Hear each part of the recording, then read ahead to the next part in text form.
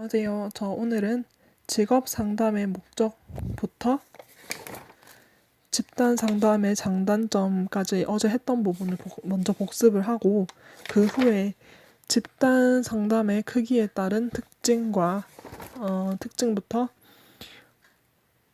상담 기법까지, 정신분석 상담의 상담 기법까지 공부를 할 생각입니다. 먼저 어제 했던 부분인 직업 상담의 목적을 먼저 하겠습니다. 직업 상담의 목적이란 일반적인 직업 상담의 목적과 기즈버스의 직업 상담의 목적으로 나눌 수 있는데요. 일반적인 직업 상담의 목적은 가로로 하겠습니다. 일반적인 직업 상담의 목적 5가지는 내담자가 결정한 직업적 선택과 계획 확인, 개인의 직업 목표를 명백히 해주는 과정, 내담자 자신과 직업에 관한 이해와 정보 습득, 내담자의 진로와 관련한 의사결정 능력을 향상하기 위한 과정, 직업과 관련한 능동적인 태도 함량이 있고요. 기즈버스의 직업 상담의 목적 3가지는 가장 중요한 예언과 발달. 예언과 발달은 내담자의 적성과 흥미를 탐색하여 발달에 촉구하는 것이고, 처치와 자극, 진로 발달이나 직업 문제에 대한 처치, 결함과 유능, 내담자의 결함보다는 유능성에 초점을 맞추는 것입니다. 그 다음에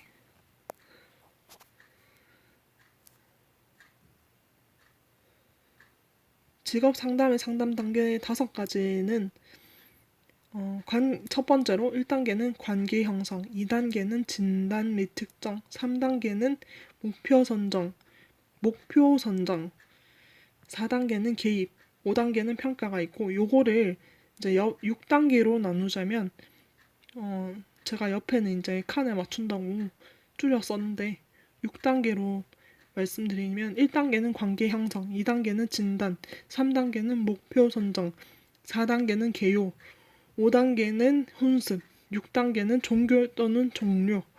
그렇게 해서 5단계로 배울 때는 관진, 목계평, 1단계가 관계 형성, 2단계가 진단 및 특정, 3단계가 목표 선정, 4단계가 개입, 5단계가 평가할 때는 관진, 목계평.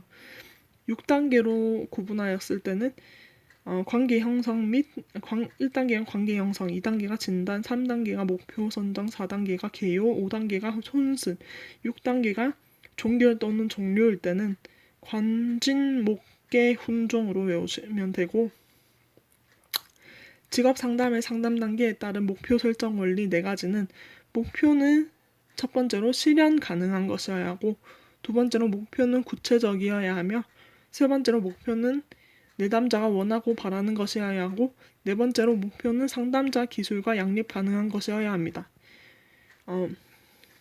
금년을 목표 설정 원리에 맞게 설정하는 것을 응용해보자면, 제가 이거는 어제도 말씀드렸듯이 요거는 제 생각인데, 첫 번째로 보건소의 금년 프로그램에 참여한다. 두 번째로 주 1회에서 2회 정도 보건소를 방문하여 금년 목표를 세운다. 세 번째로 하루 2개 피씩 담배를 피우는 것으로 줄인다. 네 번째로 한 달 후에는 하루에 1개 피씩만 피우고, 반년 후에는 완전히 금연을 하는 것으로 한다. 입니다. 다음에 상담의 구조화에서 중요한 요소 4가지는, 첫 번째로 상담의 목표, 두 번째로 상담의 성격, 세 번째로 내담자의 역할 및 책임, 네 번째로 상담자의 역할 및 책임, 다섯 번째로 상담 비용, 절차, 시간, 횟수, 비밀 보장 등이 있습니다. 라포 형성 요인 4가지는 상담자 태도와 관련된 건데, 첫 번째로 진실성 또는 일치성, 두 번째로 공감적 이해, 세 번째로 무조건적 수용, 네 번째로 적극적 경청이 있습니다. 그 다음에 마지막으로 어제 복습한 어제 공부한 부분의 복습의 마지막 파트입니다. 집단 상담과 개인 상담으로 나눌 수 있는데, 집단 상담은 한 명의 상담자가 동시에 다수의 내담자를 상담하는데, 그때의 내담자 수는 10명 이내이고 보통은 8명에서 9명이 가장 좋습니다. 개인 상담의 경우 한 명의 상담자가 한 명의 내담자를 상담합니다. 그리고 집단 상담의 장점 및 단점 각각 5가지 적어보면, 집단 상담의 장점은 첫 번째로 시간과 비용의 경제성이 있고, 두 번째로 개인 상담에 비해 수용적이며, 세 번째로 대인관계 능력 향상에 도움이 되고, 네 번째로 사회성과 지도성을 함량할 수 있으며, 다섯 번째로 다양한 학습 기회 제공합니다. 집단 상담의 단점 5가지로는 첫 번째로 개인의 문제를 충분히 다루기 어렵고, 두 번째로 비밀을 유지에 어려움이 있으며, 세 번째로 집단 구성원 모두에게 만족감을 주기 어렵고, 네 번째로 집단 구성 자체에 어려움이 있기 때문에 그래서 상담 횟수의 최소화가 필요하며, 다섯 번째로 집단의 압력 발생 시 개인의 개성이 상실될 수 있다는 점이 있습니다. 그리고 오늘 진도가 나갈 부분, 이제 집단 크기에 따른 특징이 있는데, 그 구성원이 많을 경우와 구성원이 적을 경우로 나눌 수 있고, 구성원이 많을 경우는 시간과 비용의 경제성이 좋다. 그리고 하위 집단의 구성이 상담에 영향을 미칠 수 있고, 세 번째로 상담의 참여도가 낮아질 수 있습니다. 집단 크기에 따른 특징 중 구성원이 많을 경우 첫 번째로 시간과 비용의 경제성이 좋고, 두 번째로 하위 집단의 구성에 상담에 영향을 미치고, 세 번째로 상담의 참여도가 낮아집니다. 구성원이 적을 경우 3가지 이유가 있는데, 첫 번째로 3가지 특징이 있는데, 구성원이 적을 경우 3가지 특징이 있습니다. 첫 번째로 개인의 문제를 다루기가 용이해지고, 두 번째로 구성원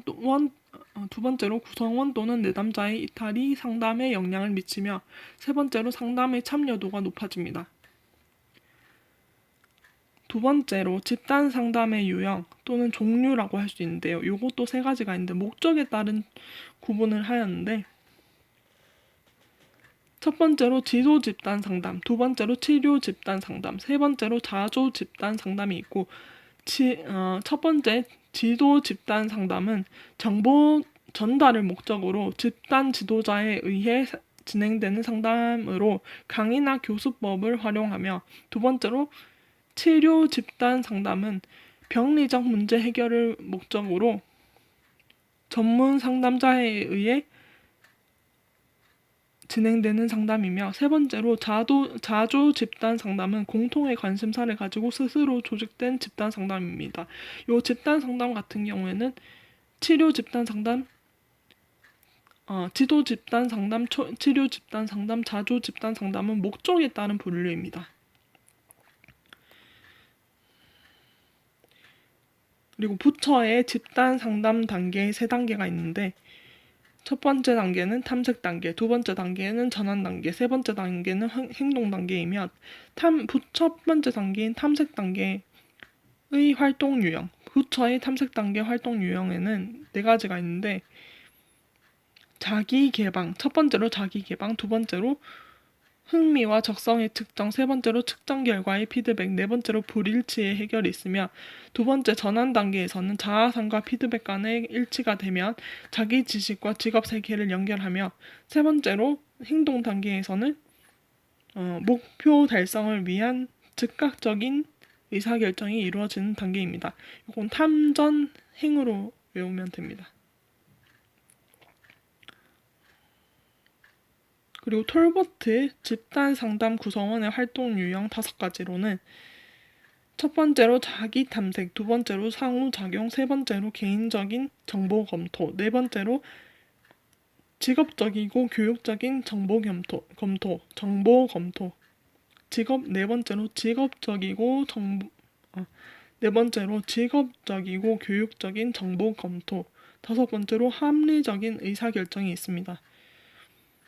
그리고 또한 집단 상담가의 자질로서는 첫 번째로 이것도 5가지로 적어보았는데요.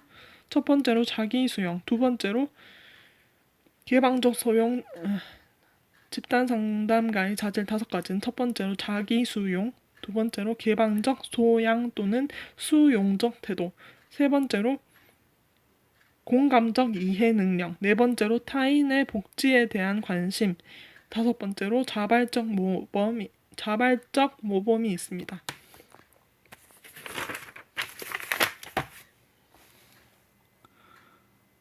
정신분석 상담을 공부해 보도록 하겠습니다. 정신분석 상담은 개인주의 심리학과 비교할 수 있는데요. 정신분석 상담은 인간은 성적 충동에 따라 동기화된 존재라고 보고 무의식을 강조하며 환원주의로서 인간의 성격 구조를 유형화시켰고 결정론적 입장입니다. 그러나 반면에 개인주의 심리학은 인간은 사회적 충동에 따라 동기화된 존재이며 의식을 강조하고 총체주의이며 반결정론적 입장입니다. 정신분석 상담과 개인주의 심리학 두 가지의 공통점은 초기 경험을 중시합니다. 그리고 또 불안의 유형에서는 불안이라는 거는 문제의 근원이 되는데 요거에 대한 유형은 3가지가 있는데 현실 불안과 신경증적 불안, 도덕적 불안이 있고 첫 번째 현실 불안은 외부 세계에서의 실제적 위협을 자각함으로써 발생. 현실 불안은 외부 세계에서의 실제적 위험을 자각함으로써 발생하고 두 번째 신경증적 불안은 자아가 원초와를 통제하지 못함으로써 발생하는 불상사에 대한 불안이며 세 번째 도덕적 불안은 원초와와 초자아 간의 갈등입니다. 갈등으로 인해 발생하는 불안입니다. 방어 기제, 그러니까 불안으로부터 나를 지켜내기 위한 방법으로 방어 기제가 5가지가 있는데 억압, 부인 또는 부정, 합리화, 전이, 퇴행이 있습니다. 상담 기법 5가지로는 무의식에 존재하는 불안을 상담을 통해 의식으로 이용하는 건데 요 상담 기법 5가지로는 첫 번째로 자유연상, 두 번째로 꿈의 분석, 세 번째로 전이의 분석, 네 번째로 저항의 분석, 5번째로 가장 중요한 해석이 있습니다. 오늘은 여기까지입니다. 모두 함께 열심히 해보아요. 저도 열심히 외우겠습니다.